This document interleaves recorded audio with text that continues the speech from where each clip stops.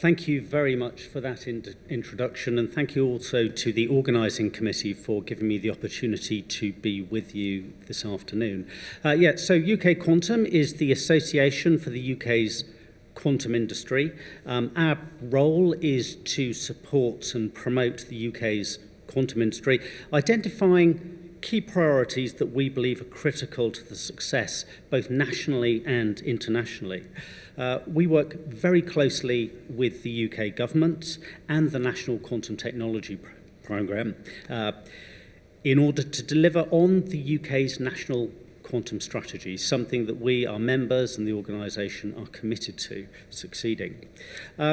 In a moment, I will talk through the priority topics that we have been working on, and I think are also critical for international success as well. But I will just give a little background on UKQuantum itself. We have about 55 members as of the time I started flying here to Korea over the weekend.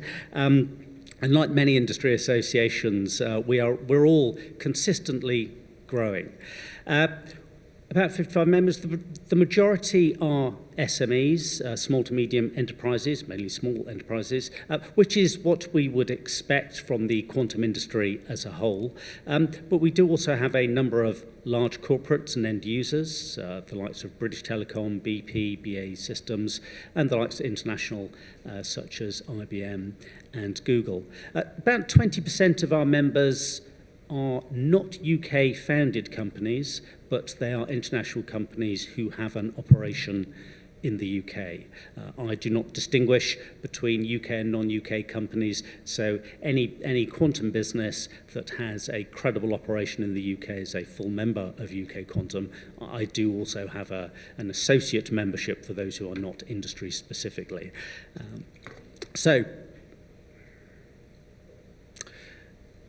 Tom Newby from the Government's Office for Quantum gave an excellent summary of the UK's national strategy and also the National Quantum Technology Programme. So I'm just going to recap on some of the key elements here, but for the full details I'd recommend recapping on his presentation. So to start off with then, quantum technologies has been identified by the UK government as one of the 5 critical technologies. Although they've been identified individually, they are, of course, intimately linked together. We expect quantum computing, for example, to enhance AI. We expect quantum sensing technologies to make a huge difference in life sciences, and so related to the engineering biology.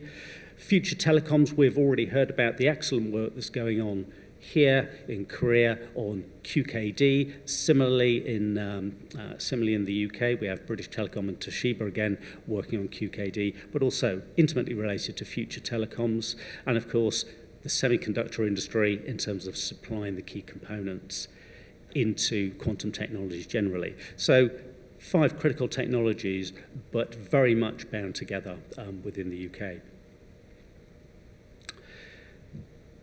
The UK's programme, the National Quantum Technology Programme, is in its 10th year this year. If you are able to join us in the UK in October, we'll be holding our 10th celebration as the National Quantum Showcase.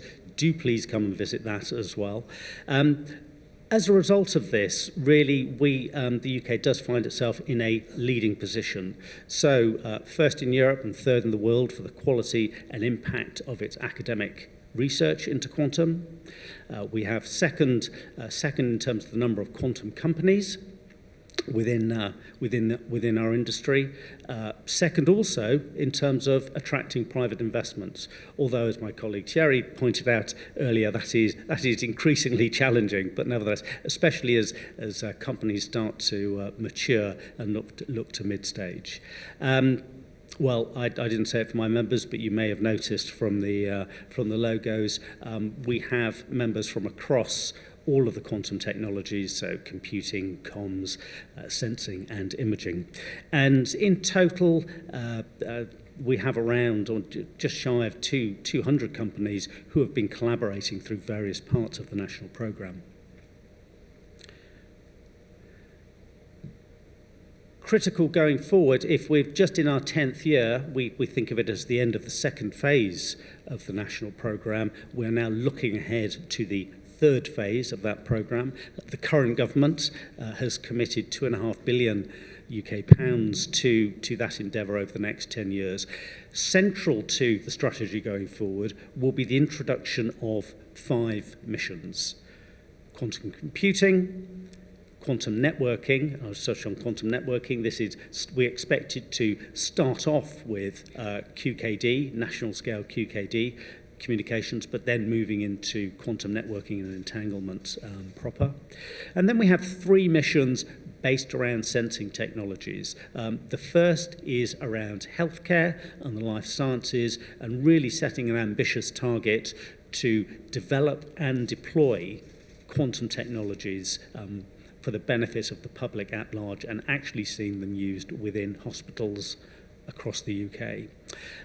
We have positioning, navigation and timing is a strategic capability for any country, and so a huge effort going into around how quantum technologies, for example clocks, can be used to support new sorts of timing capabilities. And then finally, how can we enable mobile networked quantum sensing devices so that we are actually deploy them in more mobile environments as well. So these missions will be critical to the UK going forward. They're not the sum total, though, of everything that will happen.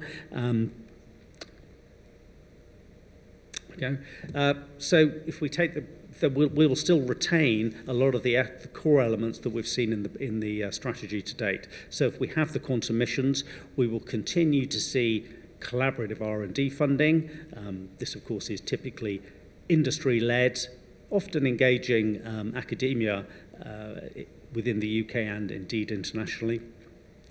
We will also see the continuation, the next generation of our quantum research hubs. So these are academic-based institutions, and alongside that, what we call centres for doctoral training. So addressing the long-term research and addressing the long-term skills as well.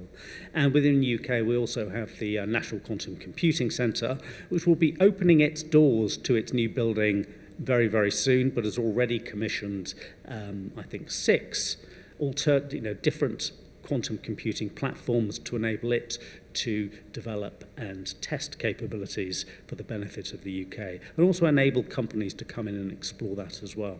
So these are the key elements of the ecosystem going forward, and as I mentioned, the new aspects of this will be the quantum missions. So finally then, in terms of international collaboration, there are plenty of opportunities for technical collaboration, be it in the commercialization of the technology, be it in the long-term research. I thought I'd focus here, though, on topics that I also believe are critical for a global international ecosystem. We are working on these in the UK, and of course we're working with the UK government. I expect these are being worked on in other countries as well. But it's important for industry to see consistency across countries. So these are the list we're working on at the moment. Clearly influencing policy and national strategy and making sure that international collaboration is a core part of that. International cooperation and trade. We have a very large delegation, I'm pleased to say, here. So that is all part of that strategy, although that does bleed into things like export controls, the rules and regulations that actually control how technology and intellectual property can move around the world. Critically important for industry, that it is there to protect, but also does not prevent collaboration. Road mapping markets and use cases. I think this is a general challenge for all of us. We're all striving to create and seed the markets, creating use cases that help push that forward. Skills has been mentioned a number of times. We have to create a workforce, and it's essential that we see easy, free-flowing access for the individuals who want to work in our industry. Responsible innovation. Now, this is one I've been championing personally within the UK and within the organisation. For those who are familiar with artificial intelligence, you'll be aware that the ethics of AI has been a critical issue over the last few years and remains a critical issue. I am particularly keen, and I think counterparts around the world are particularly keen, that we, in the quantum industry, we lean in and address this at the beginning. We do not make the same mistakes we've seen in AI, where basically it was done after the event. So a lot of effort going on into how can we establish appropriate principles for responsible innovation in quantum technologies. And I say appropriate, ones that are actually applicable, ones that businesses, especially young businesses, can take and apply as they start and as they grow. So a lot of work around how we can assist companies in doing that. And international standards. Again, this has been mentioned before. There's a lot of activity. Korea is particularly active, and of course chairing the new JTC3 Quantum Committee, and the UK will be the secretariat, so we will be collaborating on that going forward as well. So those are the sorts of areas. They're important nationally, they're important internationally. We see our governments collaborating, but it's equally important that industry collaborates as well and make sure that the national policies that are put in place reflect what we would like to see on the international scene. On the right, I've just listed the kinds of actual engagements with the UK government, because our government is taking all of these seriously, so there's plenty of opportunity to engage in those. I think the one topic I haven't mentioned on the government list is regulation. That is the guidance around how to apply technologies commercially. This is still something that's under development, and within the UK, and certainly UKQuantum, is absolutely clear that regulation on the use of quantum technologies in particular sectors is the appropriate way of doing it. We do not need to see horizontal regulation on point technologies in their own right. That is the approach we expect to see taken within the UK, although that is a work in progress at the moment. So that's the list of priority topics that I think we're working on, but also are ripe for international collaboration as well. And with that, I'll finish.